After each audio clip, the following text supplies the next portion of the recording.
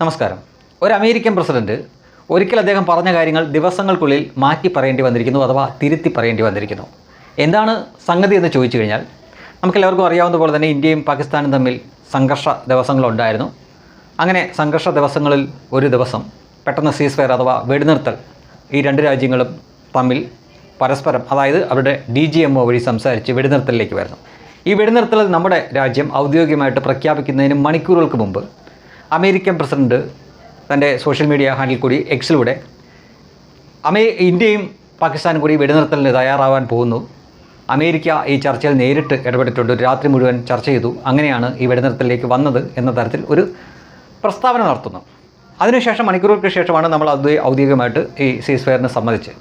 അപ്പോൾ സ്വാഭാവികമായിട്ടും അമേരിക്കയാണ് ഇതിൽ ഇടപെട്ടത് എന്ന് എല്ലാവരും കരുതും. എന്നാൽ അപ്പോൾ മുതൽ നമ്മുടെ കേന്ദ്ര സർക്കാർ ഈ വാദത്തിനെ തള്ളുകയാണ്.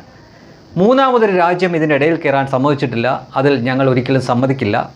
ഇത് പാകിസ്ഥാൻ്റെ DGMO നമ്മുടെ DGMOയെ നേരിട്ട് വിളിച്ചതിന് ശേഷമാണ് ഇങ്ങനെ ഈ ഒരു തീരുമാനത്തിലെത്തിയത് എന്ന ആ ഒരൊറ്റ പ്രസ്താവനയിൽ തന്നെ ദിവസങ്ങൾ കഴിഞ്ഞിട്ടും ഉറച്ചു നിന്നു.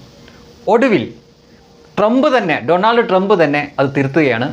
തങ്ങൾ നേരിട്ട് ഇടപെട്ടിട്ടില്ല, മറ്റു രാജ്യങ്ങളൊക്കെ ഇടപെട്ട പോലെ മാത്രമേ ഞങ്ങളും ഇടപെട്ടിട്ടുണ്ട് എന്ന് പറഞ്ഞ രീതിയിൽ ഇപ്പം വാർത്തകൾ വന്നിരിക്കുകയാണ്. ഇതൊക്കെ കണ്ടപ്പോൾ സോഷ്യൽ മീഡിയ ഈ ഡൊണാൾഡ് ട്രംപിനെ അമേരിക്കയിലെ അപ്പം ഗോവിന്ദനാണോ എന്ന് വരെ ചോദിക്കുന്നുണ്ട്. കാര്യം ഒരിക്കൽ പറഞ്ഞത് തിരുത്തി മാറ്റി പറയുന്ന ഒരു സ്വഭാവം നമ്മുടെ ഇവിടുത്തെ MP ഗോവിന്ദൻ മാഷുണ്ട്. അപ്പോൾ അതുപോലെ അമേരിക്കയിലെ അപ്പം ഗോവിന്ദനാണോ എന്ന് ചോദിക്കുന്നുണ്ട്.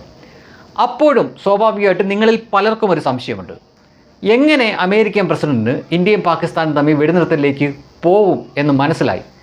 അത് യാഥാർത്ഥ്യം മനസ്സിലായ ഏതൊരാൾക്കും വളരെ നിസ്സാരമായിട്ട് മനസ്സിലാക്കാൻ പറ്റുന്നൊരു സംഗതിയാണ്. എന്തെന്നാൽ ഈ ആകാശക്കണ്ണ് എന്ന് നിങ്ങൾ കേട്ടിട്ടുണ്ടല്ലോ, അഥവാ ചാര ഉപഗ്രഹം, അതായത് ഈ ആകാശത്ത് നിന്ന് പല രാജ്യങ്ങളെയും നിരീക്ഷിക്കുന്ന സംവിധാനമാണ്.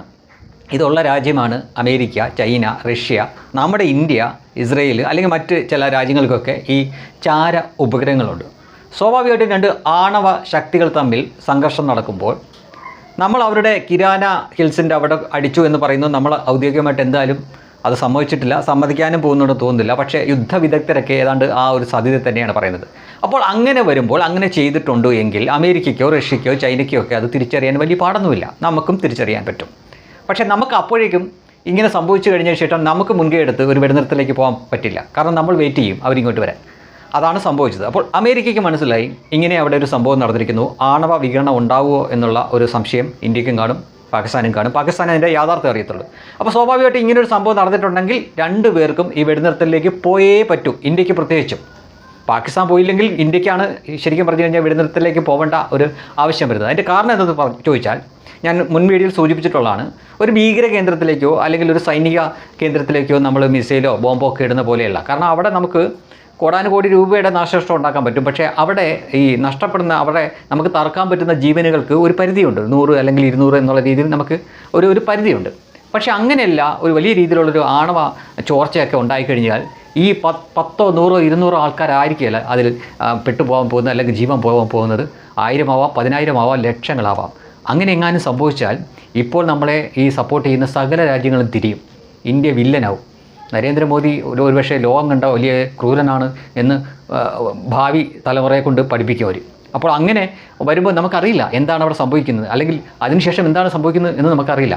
അപ്പോൾ സ്വാഭാവികമായിട്ടും അതിനൊരു അറുതി വരുത്താൻ നമ്മളും ആഗ്രഹിക്കും, പുറമെ ഇല്ലെങ്കിലും.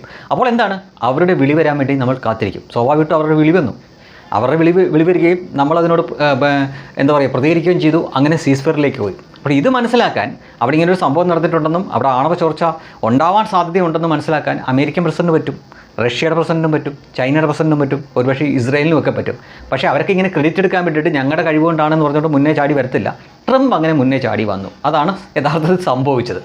ഇനി ഇവിടുത്തെ മിക്ക മാധ്യമങ്ങളും പരാമർശിക്കുക പോലും ചെയ്യാത്ത ഒരു കൂട്ടരെ കൂടി നമ്മൾ ഈ സംഘർഷത്തിൽ നമ്മൾ പരാമർശിക്കണം, നമ്മൾ അവരെ സ്മരിക്കണം, അവരോട് നന്ദി ഉള്ളവരായിരിക്കണം. അത് മറ്റാരുമല്ല, നമ്മുടെ ISRO ആണ്, നമ്മുടെ സ്വന്തം ISRO ആണ്. ഏതാണ്ട് 10ഓളം ഉപഗ്രഹങ്ങളാണ് ഈ സംഘർഷ സമയത്ത് പാകിസ്ഥാനെ നിരീക്ഷിക്കാൻ വേണ്ടി മാത്രം ആകാശത്തുണ്ടായിരുന്നത്. അതിൻ്റെയൊക്കെ മിടുക്കായിരിക്കാം ഇത്രയും പെർഫെക്റ്റായിട്ട് നമ്മൾ അവരെ അടിച്ച്.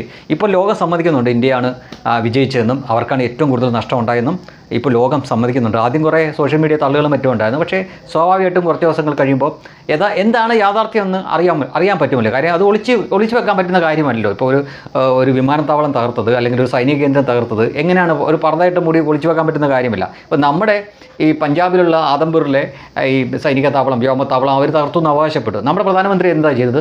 പിറ്റേ ദിവസം തന്നെ നേരെ അദ്ദേഹം അവിടെ പോയി, അവിടെ എക്സ്പോർട്ടറിൻ്റെ മുന്നിൽ പോയി നിന്നു, സല്യൂട്ട് അടിച്ചു, അവിടുത്തെ വ്യോമസേന അംഗങ്ങളെ കണ്ടു, അവരുടെ കൂടെ ആഹ്ലാദം പങ്കുവച്ചു, തിരിച്ചു പോയി. പാകിസ്ഥാൻ്റെ പ്രധാനമന്ത്രി അങ്ങനെ എന്തെങ്കിലും ചെയ്യുകയുണ്ടായി? അവർക്ക് ചെയ്യാൻ പറ്റില്ല, കാര്യം അടിച്ചു പൊളിച്ചു കളഞ്ഞു. അപ്പോൾ അത്തരം കാര്യങ്ങൾ പിന്നീട് ദേശീയ മാധ്യമങ്ങളിലും ഇൻ്റർനാഷണൽ മീഡിയകളിലൊക്കെ വരികയും ചെയ്യും. യഥാർത്ഥം എല്ലാവർക്കും മനസ്സിലാവുകയും ചെയ്യും. അതിൻ്റെ ഇടയ്ക്ക് എപ്പോഴും ഒരു ചെറിയൊരു കരടായിട്ട് കിടന്നൊരു സംഗതിയാണ് അമേരിക്ക ഇതിനകത്ത് ഇടപെട്ടോ അവർ പറഞ്ഞുകൊണ്ടാണോ നമ്മൾ നിർത്തിയത്.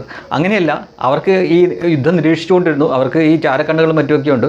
സ്വാഭാവികമായിട്ടും ഈ പാകിസ്ഥാൻ്റെ ആണവ നിലയത്തിൻ്റെ കവാടത്തിൽ നമ്മൾ ബ്രഹ്മോസ് വെച്ച് അടിച്ചു എന്നാണ് പറയുന്നത്. എന്തായാലും നമ്മൾ അത് സമ്മതിക്കാൻ പോകുന്നില്ല. ഇത് വിദഗ്ധരായിട്ടുള്ളവരൊക്കെ പറയുകയും ആസ്ട്രേലിയയുടെ തന്നെ വിദഗ്ധനൊക്കെ കഴിഞ്ഞ ദിവസം നമ്മുടെ ദേശീയ മാധ്യമങ്ങളോടൊക്കെ പറയുകയും ഒന്നല്ല 2 തവണ അടിച്ചു എന്നാണ് അദ്ദേഹം അവകാശപ്പെടുന്നത്. അവിടെ ചെറിയ പ്രശ്നങ്ങൾ ഉണ്ടായിട്ടുണ്ട്, അതുകൊണ്ടാണ് ഈ സീസ്ഫയറിലേക്ക് പോകേണ്ടി വന്നതെന്നും പറയുന്നുണ്ട്. അപ്പോൾ അവിടെ അങ്ങനെ ഒരു അറ്റാക്ക് നടന്നിട്ടുണ്ടെങ്കിൽ അത് തീർച്ചയായിട്ടും അത് അമേരിക്കയുടെ ചാരക്കണ്ണുകൾക്ക് അറിയാൻ പറ്റും, ചൈനയുടെ ചാരക്കണ്ണുകൾക്ക് അറിയാൻ പറ്റും, റഷ്യക്ക് അറിയാൻ പറ്റും, ഇസ്രായേലിനും അറിയാൻ പറ്റുമായിരിക്കും. നമ്മൾ സ്വാഭാവികമായിട്ടും നമുക്ക് അതറിയാം, കാരണം നമ്മളത് അറിഞ്ഞുകൊണ്ടാണല്ലോ ചെയ്യുന്നത്. അപ്പോൾ സ്വാഭാവികമായിട്ടും അവിടെ എന്താണ് സംഭവിക്കാൻ പോകുന്നത്? വലിയ രീതിയിലുള്ള ആൾനാശം ഒരുപക്ഷെ ഉണ്ടായേക്കും. അപ്പോൾ അവിടെ അങ്ങനെ ഒരു സംഭവിച്ചു കഴിഞ്ഞപ്പോൾ നമുക്കും ശരിക്കും ആശങ്കയായി. നമ്മൾ ശരിക്കും ഈ ഒരു പ്രത്യാക്രമണത്തിലേക്ക് പോയത് എന്തിനാണ്? ഭീകരരെ തകർക്കാൻ എന്ന് പറഞ്ഞിട്ടാണ് പോയത്. അത് ഭീകരരെ തകർത്തു, അതിൻ്റെ ഇടയ്ക്ക് അവരുടെ പാകിസ്ഥാൻ സൈന്യം വന്നു, അപ്പോൾ അവർക്കെതിരെയും വന്നു. അവിടവും കഴിഞ്ഞിട്ട് ഒരു സ്റ്റെപ്പ് കൂടെ കഴിഞ്ഞിട്ട് ജനങ്ങളുടെ നേരെയിലേക്ക് പോകുമ്പോൾ ഈ സംഘർഷം അഥവാ ഈ യുദ്ധത്തിൻ്റെ രീതി തന്നെ മാറുന്നു.